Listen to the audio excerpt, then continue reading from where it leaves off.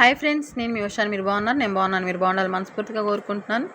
Video skip చేయకుండా చివరి వరకు చూడండి ఫ్రెండ్స్. కొత్తగా చూసేవాళ్ళు లైక్ చేయండి, షేర్ చేయండి, కామెంట్ చేయండి, బెల్ కొట్టండి, సబ్స్క్రైబ్ చేసుకోవడం మర్చిపోమాకండి. ఇంకెందుకు కావాల్సిన రెసిపీలోకి వెళ్దాం రండి. ఇవాళ మన రెసిపీ వచ్చేసి చిన్న చేపల పులుసు. ఎంతో టేస్టీగా చాలా బాగుంటాయి. చూసారుగా ఎంత క్లీన్గా బాగా క్లీన్ చేసాము. ఇలా చేసుకుంటే సరిపోతుంది, చాలా ఈజీ. వీటిని మనం పక్కన పెట్టేసుకొని మిగతా ప్రొసీజర్ మొదలు పెట్టుకుందామండి. అలాగే స్టవ్ వెలిగించి ముందుగా బాండి పెట్టుకొని దీంట్లో 2 టేబుల్ స్పూన్ ఆయిల్ వేసుకుందామండి. ఇప్పుడు వర్షాకాలం కాబట్టి ప్రతి ఒక్కరికి దొరుకుతుంది, తప్పకుండా ట్రై చేయండి చిన్న చేపల పులుసు. అలాగే ఆయిల్ కొంచెం వేడేలోపు మనం చింతపండు నానబెట్టుకుందాం. చూసారుగా కొంచెం నిమ్మకాయ సైజు అంత చింతపండుని ఇది తీసుకొని ఇలా వాటర్ పోసి పక్కన పెట్టేసుకుందాం అండి. ఈ లోపల ఇది నానుతూ ఉంటుంది. మనం ఆయిల్ వేడైందో లేదో చూద్దాం రండి. ఆయిల్ వేడైంది కదా, మనం దీంట్లోనే సన్నగా పొడుగ్గా కట్ చేసి పెట్టుకున్న ఒక ఉల్లిగడ్డను వేసుకుందామండి.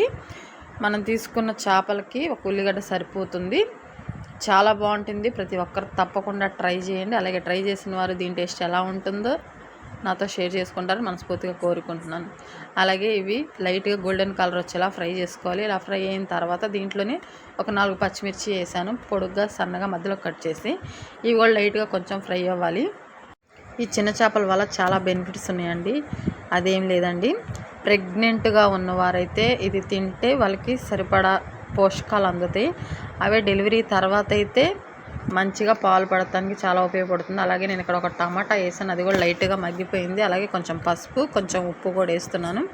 ఇవి కొంచెం ఉప్పు పసుపులో కొంచెం కలిసేలా బాగా కలుపుకుంటే సరిపోతుంది.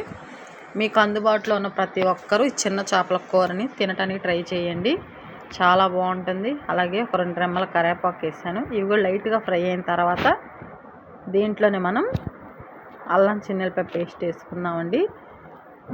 అల్లం చిన్నెల్లిపాయ పేస్ట్ ఫ్రెష్గా ఉంటే చాలా బాగుంటుందండి. అలాగే ఇంట్లో చేశాను కదా, అది 1 స్పూన్ అయితే సరిపోతుంది. బయటది ఎప్పుడు వేయకండి, ఫ్రెష్గా ఉన్నవే వేయండి, అప్పుడు కూర చాలా టేస్టీగా ఉంటుంది. అలాగే దీంట్లో పచ్చివాసన పోయేలా ఫ్రై చేసుకోవాలి. ఇలా ఫ్రై అయిన తర్వాత 1 స్పూన్ ధనియాల పొడి వేసుకుందామండి. ఇలా పోపు పెట్టుకున్నప్పుడు వేసుకుంటే చాలా టేస్టీగా ఆ ఫ్లేవర్ అంతా కూరకు వస్తుంది, చాలా బాగుంటుంది. అలాగే కొంచెం గరం మసాలా, కొలత ఏం లేదండి, చూసుకొని వేసుకోండి. అలాగే మసాలా అంతా బాగా కలిసేలా కలుపుకోవాలి. ఇలా కలుపుకున్న తర్వాత ఇదంతా బాగా గ్రేవీగా అవుతుంది. ఇలా వేసుకోవటం వల్ల కూర చాలా గ్రేవీగా వస్తుంది. అలాగే ఇక్కడ 2 టేబుల్ స్పూన్లు కారం వేస్తున్నాను. ఈ కారం కూడా అంతా బాగా కలిసేలా కలుపుకోవాలి, ఉండలేమి లేకుండా బాగా కలిసేలా కలుపుకోవాలి. నేను కారం ఫ్రిడ్జ్లో పెడతానండి, అందుకే ఎట్లా ఉంది మీరు చూసుకొని వేసుకోండి. ఇందాక మనం చింతపండు నానబెట్టుకున్నాం కదా, దాని నుంచి చింతపండు తీసుకున్నాం. దాని నుంచి ఎంతవరకు అయితే చింతపండు వస్తుందో అది మొత్తం తీసుకొని పెట్టుకోవాలి, అప్పుడే చాలా బాగుంటుంది కదా, చాలా టేస్టీగా కూడా ఉంటుంది. అది మొత్తం చింతపండు అంతా తీసుకోవాలి. చూసారుగా ఎలా తీస్తే సరిపోతుంది. ఇది అయితే అయిపోయింది. దీన్ని పక్కన పెట్టేసుకొని మసాలా గ్రేవీ, చింతపండు పులుసు మొత్తం బాగా కలిసేలా కలుపుకోవాలి. ఇలా కలుపుకున్న తర్వాత దీంట్లో మనం చూసుకొని వాటర్ పోసుకోవాలి. వాటర్ పోస్తున్నాను, నేను 2 గ్లాసులు వాటర్ పోసాను. చూసారుగా ఈ గ్లాస్తో 2 గ్లాసులు. మీకు పులుసు అవసరం లేదనుకుంటే 1 గ్లాస్ అయినా సరిపోతుంది. నేనైతే 2 గ్లాసులు పోసుకున్నా, మాకు పులుసు కావాలి కాబట్టి. ఇదంతా బాగా కలిసేలా కలుపుకోవాలి. ఇది కొంచెం ఇలా పొంగొచ్చినప్పుడు మనం ఇందాక క్లీన్ చేసి పెట్టుకున్నాం కదా చిన్న చేపలు, అవి దీంట్లో వేసుకోవాలండి. అలా వేసుకోవటం వల్ల చాలా బాగుంటుంది. ప్రతి ఒక్కరు తప్పకుండా ట్రై చేయండి. అలాగే మన ఛానల్ ఎవరైనా కొత్తగా చూస్తున్నట్టు లైక్ చేయండి, షేర్ చేయండి, కామెంట్ చేయండి, బెల్ కొట్టండి, సబ్స్క్రైబ్ చేసుకోవటం మాత్రం మర్చిపోమాకండి ఫ్రెండ్స్. మన ఛానల్లో ప్రతి వీడియోని ఫాలో అవుతారని మనస్ఫూర్తిగా కోరుకుంటున్నాను. మీ సపోర్ట్ ఎప్పుడు నాకు ఇలాగే ఉండాలని కోరుకుంటున్నాను. అలాగే ఇక్కడ నేను కొంచెం కొబ్బరి పొడి వేస్తున్నాను. ఇందాక మనం అల్లం చిన్నెల్లిపాయ పేస్ట్, ధనియాల పొడి, గరం మసాలా వేసుకున్నాం కదా, ఇక్కడ కొంచెం కొబ్బరి పొడి వేస్తున్నాను. ఇలా వేయటం వల్ల ఈ కూరకు బాగా టేస్ట్ వస్తుంది. నచ్చకపోతే స్కిప్ చేయండి, ఖచ్చితంగా నచ్చిన వారు వేసుకోండి. అలాగే మూత పెట్టుకుని ఇదంతా ఉడికించుకుందామండి. ఒక 10 మినిట్స్ తర్వాత మూత తీసి చూద్దామండి. కూర రెడీ అయిపోయింది కదా. ఇలా నూనె పైకి తేలుతూ ఉన్నప్పుడు ఈ కూర రెడీ అయిపోయినట్టే.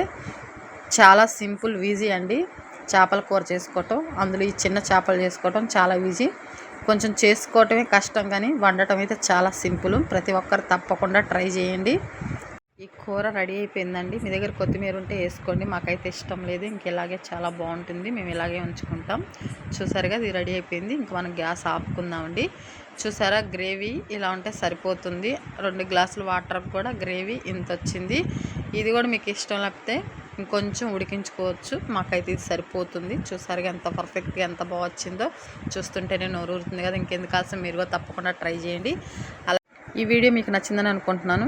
ప్రతి ఒక్కరు తప్పకుండా వీడియోని లైక్ చేయమని అడుగుతున్నాను. మరొక వీడియోలో మళ్ళీ కలుద్దాం. Bye friends.